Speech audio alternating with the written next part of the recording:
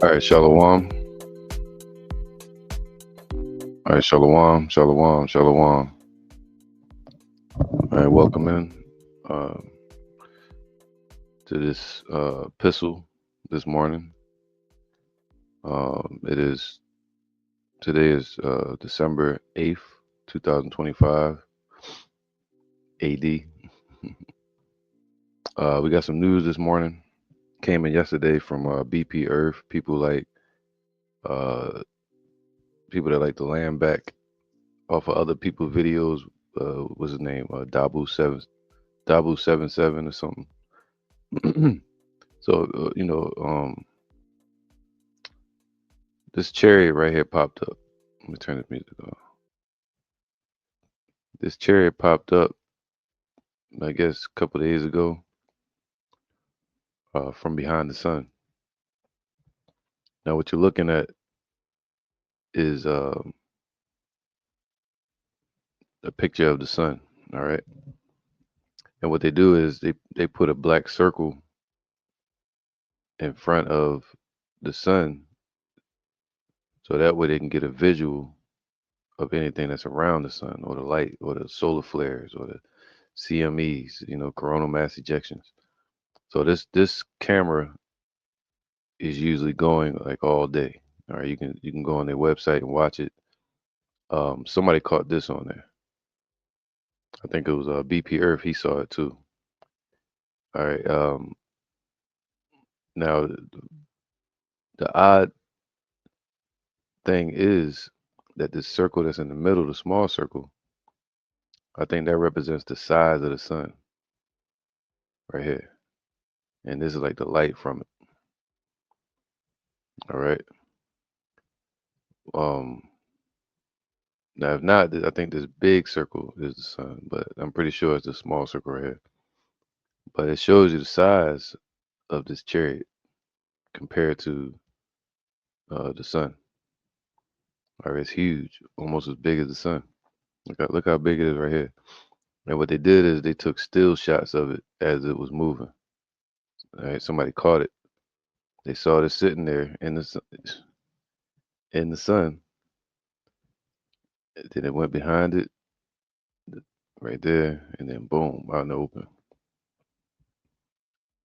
Now this is trailing behind Three Eye Atlas. All right. So I want to show you something. We're gonna I'm gonna play this video. Well, actually, I'm gonna show you something first because I've done videos since this object, which I believe is a fleet of chariots, and somebody very important in the midst because they being guarded like a kind of like a ushering of a parade or something like that. All right. So this is Three Eye Atlas before, right? And this object was around it. Now, this one right here did this lesson. The guy BP Earth again. They had a visual of Three Eye Atlas when it first appeared, and it showed the object here, and it showed a bunch of objects in the background. See it? Like something right here too. But there's a bunch of objects. All right. Where's that one at? I did. Cause I got a picture from the other day. Who was that? Dobsonian Power. I'm gonna go there too. Matter of fact, let me do that real quick. All right, I want to play this video real quick. Hopefully I don't get no copyright strike. But just a clip of it. With an extension by about 1 arc minute towards the sun. So he's talking about that needle or whatever it is that is mysterious. During that period, GPL Horizons tracking of 3i Atlas reported a non-gravitational acceleration. That means that acceleration that was not caused by gravity. So this this object, which I believe is a fleet of chariots, went around the sun and it used its own gravitational boost instead of a pull from the sun, and it sped up around the sun, and it actually adjusted its direction and moved to the left or something like that. So thing is being has its own propulsion. All right, so it's not a comet. And then it was other objects around it that slowed down and stayed around the sun while this object kept going and going towards Jupiter now and towards the Earth. Look at this. Now he gonna show this guy Dobsonian Power. He took his telescope out the other day and caught it live. I was watching it live, and he's gonna show the video in a second. And then I'm gonna go back to the point I was making about what just appeared around the sun. It's gonna come together. You'll see what I'm talking about. Watch this. Or something else. Like Michio Kaku said, if it accelerates, non-gravitationally, of course, it's intelligent. Yep, they were saying that if it accelerates by itself and not from the sun because of the sun's gravitational pull, then that means it's intelligent life in there controlling it, and it's clear. And it did. And it did. So during that period, JPL Horizons from NASA reported that acceleration, so it's true, it's validated, away from the sun. It moved away from the sun and accelerated. The hypothesis here is, during that acceleration, if 3I Atlas is surrounded by a swarm of objects, objects means objects, might be probes, might be natural. They keep saying probes, they chariots. Look, if 3I Atlas is surrounded by a swarm of objects that do not share its non-gravitational acceleration, then these objects will tend to be closer to the sun relative to 3I Atlas, because 3I Atlas is pushing away from the sun relative to the objects through its own non-gravitational acceleration. That's like you with a bunch of cars and you driving up too, and then they all then you pull off faster and the other cars stay back. It's that simple. Objects, whatever, by a swarm of objects that do not share its non-gravitational acceleration, then these objects will tend to be closer to the sun relative to 3I Atlas. This is common sense. 3I Atlas changed direction and accelerated away from the sun. That means that if they were around objects in that moment of the acceleration, and they were around, but they didn't have that acceleration, they won't suffer. They will be with a different distance now, because the 3I Atlas went, like when you say goodbye and accelerate, you move away from the other car or whatever. Yeah. So that's the point of Aviloeb here. 3I Atlas accelerated, and the other ones, if they are there, got closer to the sun. If the object started at the same velocity and position as 3I Atlas, they would have a surplus in gravitational binding energy. This is calculations. So as long as those objects, the probes, whatever, do listen to this part. Check this out. And I'm going to get back to the point. not experience, as 3I Atlas did, the non-gravitational acceleration from mass loss as a result of solar illumination, when solar illuminates and the plasma as well hits the object, there's loss of mass, which is an anomaly that we have here. Where's the mass of 3I Atlas passing in front of the sun? If it's so small, how can it be? Right, because if an object goes by the sun, it's going to lose a lot of its structure. That's what they mean by mass, because the gravitational energy and the power of the sun. But this object got stronger and was unfazed by the sun, but actually altered the sun and caused CMEs and coronal mass ejection and stuff, man, solar flares. So they should maintain an anti-tail geometry with that needle, pointing always towards the sun relative to 3i Atlas and converging to its location at perihelion. A large swarm of objects, the fleet, would have a much larger The fleet. Yeah, it's a fleet. surface area than that of 3i Atlas. So to that to occur in physics, they will have to be bigger than 3i Atlas. And then it does the calculations as usual. You know, scientific stuff. This configuration would explain why the teardrop shape. All right, he kind of going too much science, but y'all get the point. All right, there's a fleet out there. Now he gonna show what he caught on his camera. Hold on one second. He's gonna show what he was showed on his camera. He says, "Is the sunward anti-tail of 3i Atlas composed of a swarm of objects?" Mm. Now look, check this out. This was from his camera telescope the morning I watched this video. But as he was playing it live, you can see an object right here. Is an object here, and there's one here. There's actually a bunch of them around it. If you take a picture, if you take a screenshot and you start to pull the filters away, you're gonna see a black sphere right here, one here, one here. You're gonna see one here. There's a bunch of them all around it. All right.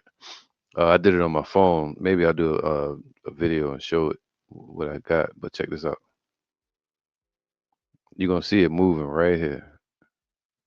But 3i Atlas is here. Look right there. You can see it. All right. There's an object right here and right here.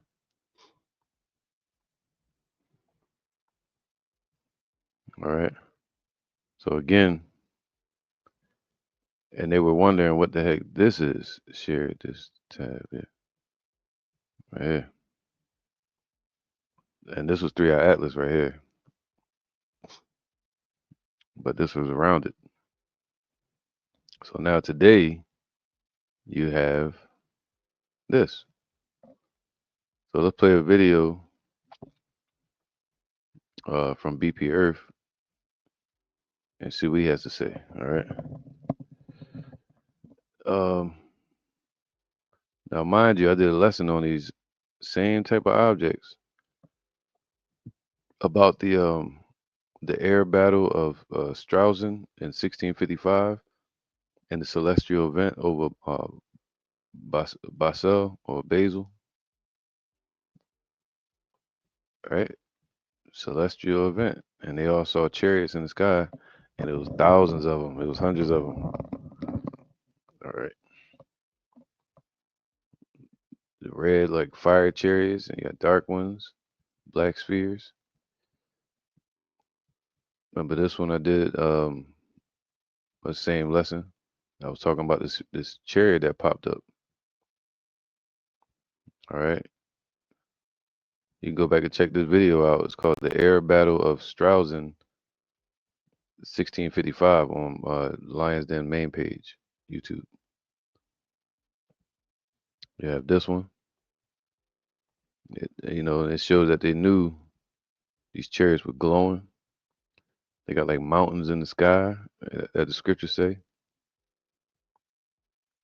Like electricity shooting off of these joints.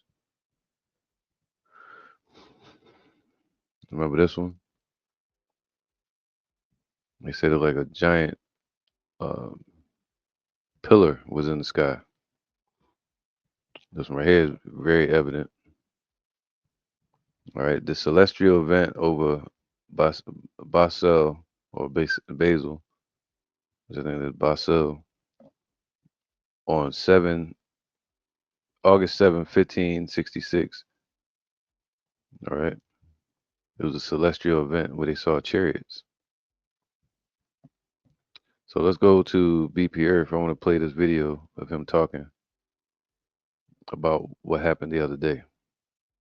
What camera was it on? I want to show that too real quick. What was that on? Um, let me go back. Dabu 7. Dabu 7. He just went over it too, but he got the name of the camera on his page. It says caught massive black sun mystery object. They call it the black sun because they put this black disc over it so you can't see the sun. All right, so you can see clearly what's around the sun. Again, all right. But the actual camera name is hold on. It says mystery object caught on CCOR1 passing by the sun. All right, CCOR1.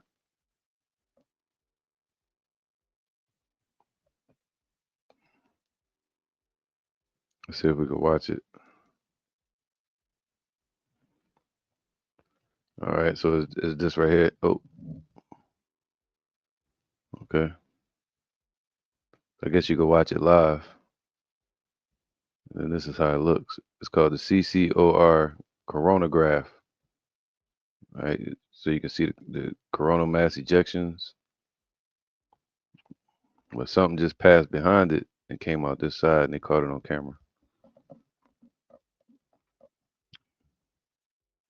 I might start checking this out too. So I guess this is live or no, from earlier.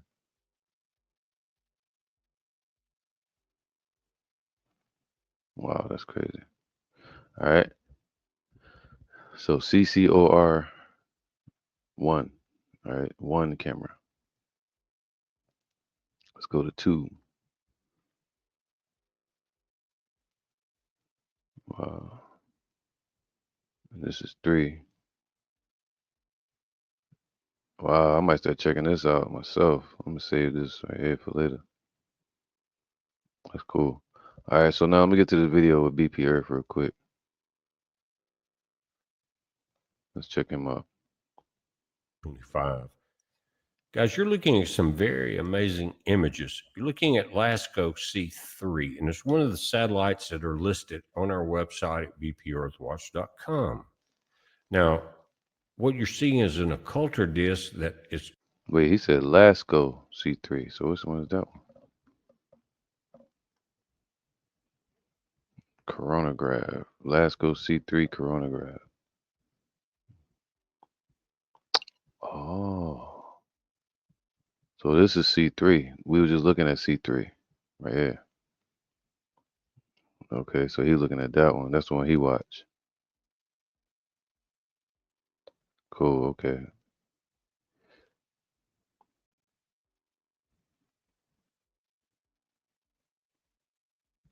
All right, so now let's get back to it. Interesting. It covers the sun so that you can see what's happening on the outside of it. And the white circle represents the size of the sun. And there's something coming behind it, guys. Look at this. Yep, I was right. So this white circle represents the size of the sun. And this John is big as that. Look at that. Come on, man. All right. John big as the sun. You know how small the earth is compared to the sun.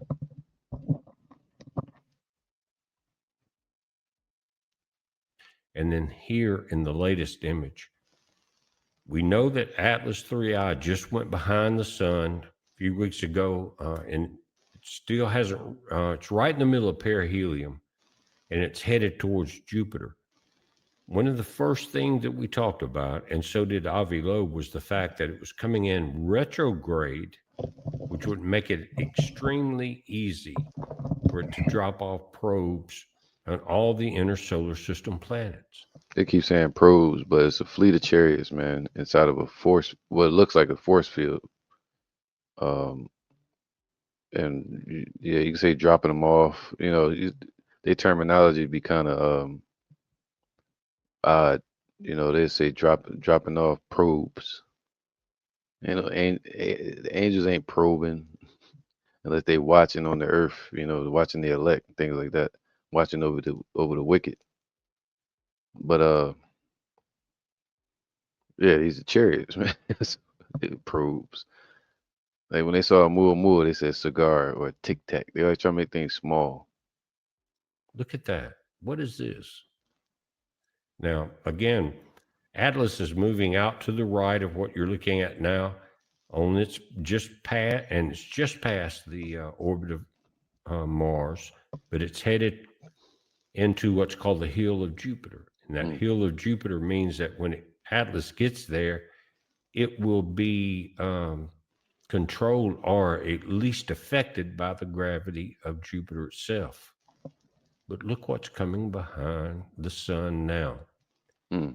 We suspected back several months ago when Atlas came over Mars and they had the rovers and everything else they could have pointed up towards it, that something was going on. And I've shown in many videos that there are multiple objects inside what they're calling Atlas 3I and also a force field. Force field. Guys, check this out. Look at this. What is coming around the sun right now? Right now. And it, you can't really say it's as big as the sun, but this circle does represent that. And this is coming on the back side of it. The black section that you're seeing up here is part of the arm that comes off the tip of the satellite that puts the occulter disc there so you can see on the outside of it. And we know, and I've talked about it many times, that we've seen comets, we've seen asteroids, we've seen all kinds of things. And we've also read in the Bible that things would be coming upon this planet and men's hearts would fail them. What are we looking at now? We talked about chariots of fire, right? Look at this. Guys, look at this. This is amazing. It's unbelievable what we're seeing. Now, if you were just seeing a couple of maybe one image or one slot, but this is not. That's not what it is. And once it gets out of the brightness of the sun here, you're starting to see it has its own lights. It looks like Atlas is dropping off probes because it's coming in in these end times. We're looking at wars and rumors of wars, guys. On point. But this completely blows my mind looking at what we're seeing now. What they're seeing now, so they're starting to wake up. You know, the people gonna wake up at the last second when they see it. That's why the scriptures say, "Blessed are those that believe without seeing." Us that been doing this work, but the ones that have not believed, especially these heathens, they're gonna see it when Yahushua shows up. You know, but they still gonna see their judgment. 2 Ezra 6:20, and when the world that shall begin to vanish away. See, this current rulership is vanishing away. Wars and rumors of wars, right? Downfall of Babylon, Esau's rulership, 2/3, you know, the curses upon our people. That's all beginning to vanish away. Shall be finished, all right, but it ain't finished yet. The end is not yet. Then will I show these tokens or these prophecies or judgments. The book shall be open before the firmament. The Most High going to render his judgment on the earth. And they shall see all together. All right, because we see from one way or ahead of time prophecy and clearly, and these heathens and 2/3, they're going to see it too late. All right. Let me play this. Now, and guys, Ezekiel talked about chariots of fire. And Yep, Ezekiel did talk about the chariots. Ezekiel 1. We went over that many times. I think last week, matter of fact.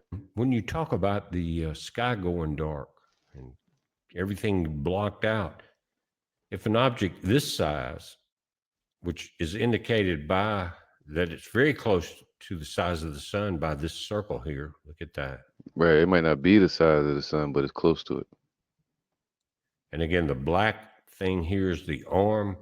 It's kind of like if you've seen the satellite dish systems, you've got an LMB out on the front.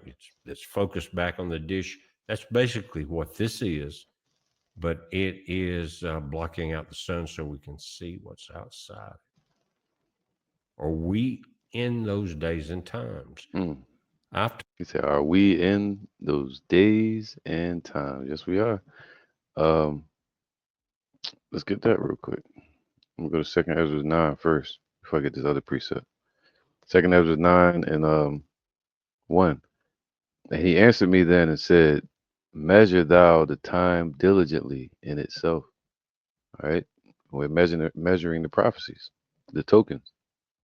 And when thou seest part of the signs pass, which I have told thee before, and the chariots are part of the signs in the heavens as well, then shalt thou understand that it is the very same time wherein the Most High Yahweh will begin to visit the world which he made.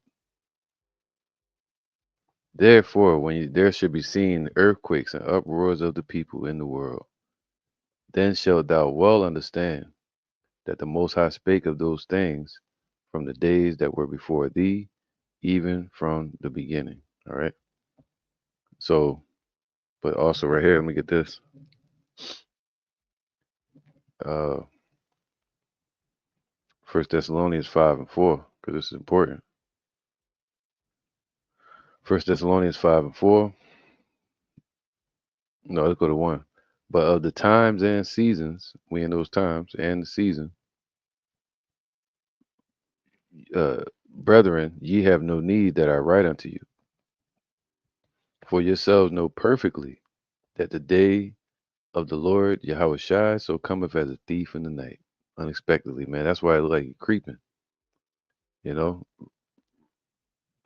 camouflaged almost, and it's called an invasion. All right. So yes, these are the times of Yahweh Shai's return and deliverance of Israel, judgment upon 2/3 in these heathens, or I'll say the wicked. For yourselves know perfectly. That's why he said we have a sure word of prophecy. Perfectly, man. Everything he showed us in the vision is perfect vision of what's about to happen. And we know the chariots are going to appear. We're looking for this. But a lot of people aren't. They're like, oh, is this it? Yes. For when they shall say peace and safety, that's what they're pushing on the earth. They're pushing P. You got Donald Trump trying to act all peaceful. At the same time, they're bringing mass destruction around, allegedly, around the world. For when they shall say peace and safety, then sudden destruction cometh upon them as travail upon a woman with child, and they shall not escape. So it's going to be unexpected.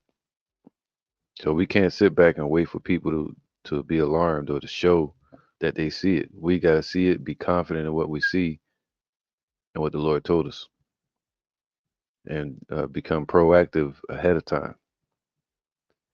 But ye, brethren, are not in darkness, that the day shall overtake you as a thief, man. Ye are all the children of light and the children of the day. We are not of the night, nor of darkness. Therefore, let us not sleep as do others, but let us watch and be sober. All right. So being ready. So now, I'm gonna play this a little bit more. talked about since since day one that Atlas was not a comet, and I've shown you many images that it looks like a fleet within that. I don't know, guys. I'm going to look for updates early in the morning. It's already getting late, but this is amazing. It said it looked like a fleet. So let's read this real quick, man. All right, I'm gonna try to wrap this up. It's Revelation 19 and 11. And I saw heaven opened, and behold, a white horse, right, kind of like Three Eye Atlas, a giant glowing chariot, all right. And he that sat upon him was called faithful and true, and in righteousness he doeth judge and make war. So what he's bringing is judgment from Yahweh and also war against the wicked and righteousness though. His eyes were as a flame of fire, and on his head were many crowns. So he's gonna conquer all these kingdoms. And he had, as he had conquered before, right? It said a great angel with a great angel with a chain in his hand. And he had a name written that no man knew but he himself. So that shows the what's the word? The infinite um spirit of Yahweh Shai that we haven't experienced yet. So it's like, say for instance, you call yourself um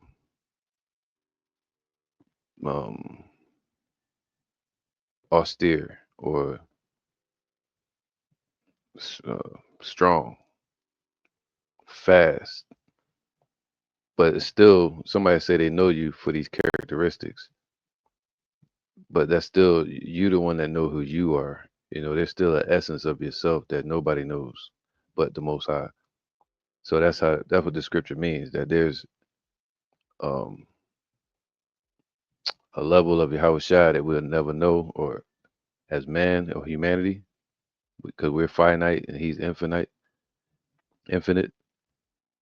Um, but it says we know Him as faithful and true and righteous, but we don't know Him as the Almighty uh, power under Yahweh yet. And we're about to experience that. He's gonna show up as God. We know Him as the living Word. We experienced Him as the Word that leaped down out of heaven. But now He's gonna come back as a mighty angel. All right, making war. So He's not gonna ask you to start the war, Esau. The Lord's gonna make war. He's gonna ignite it or initiate it, like Tupac said, bomb first. The armies which were in heaven. Whoa, look. The armies which were in the spirit world, they were in the fourth dimension.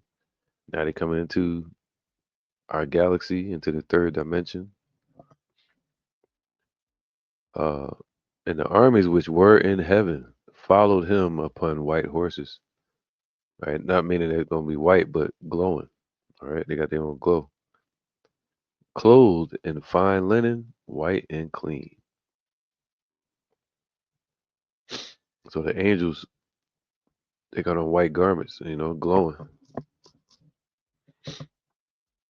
Uh, and out of his mouth goeth a sharp sword, that with it he should smite the nations. And that's literally his verbal word as judgment. Whatever he says is going to happen. But it's talking about that laser beam that's going to come out of his hands or out of his chariot. He got options. And out of his mouth goeth a sharp sword, that with it he shall smite the nations, and he shall rule them with a rod of iron. And he treadeth the winepress of the fierceness and wrath of the Almighty power. All right. So Yahweh Shai is going to tread the winepress himself. So like allergies down here in Florida, man, be crazy. I'm gonna finish this out. Uh, where is it at? Okay, here you go. And he had on his vesture and on his thigh a name written, Malak Shal Malakim, which would be King of Kings, and Adon Shal Adunyam, which is Lord of Lords. And I saw an angel standing in the sun, meaning out in the open. That's what it means, standing in the sun, out in the open, starting to reveal themselves. And he cried with a loud voice, saying to all the fowls that fly in the midst of heaven, Come and gather yourselves together unto the supper of the great power, that ye may eat the flesh of kings, and the flesh of captains, and the flesh of mighty men, and the flesh of horses, and of them that sit on them, and the flesh of all men, both free and bond, both small and great. So what did that mean? What happened if you was boxing somebody and they was like, "Hey ref, get ready to pick him up. Hey ambulance people, y'all might want to get around the ring because and get this out for his lungs and his left orbital socket around his left eye because I'm about to break it." You're like, damn. You, do you believe him? Well, that's what the Lord is doing. He's setting up everything in place, man, going past the planets. They say whatever this object is rebalancing the energy out in space right now. And it has seeds of life within it. Like it has life producing energy. Look at that. Esau is all about destruction. Come on, man. That's the creator. It's the creator, man. If you tell me what this is. All right. And I saw the beast and the kings of the earth. So Esau and the rest of the nations of the earth and their armies gathered together to make war against him that sat on the horse and against his army. Boy. All right. So yeah, man. Eyes to the skies, man. And Yahweh Ratazai, these are the this clearly a chariot, but 3i Atlas will be revealed what it truly is soon, because it started like a caravan of just a fleet of chariots, with a big object in the middle. So I'm gonna end this here, man. Hopefully it was edifying, and yeah, see you on the next one, man. We'll leave this here. Let y'all look at it. Shalom. Almost out of here, man. Almost out of here.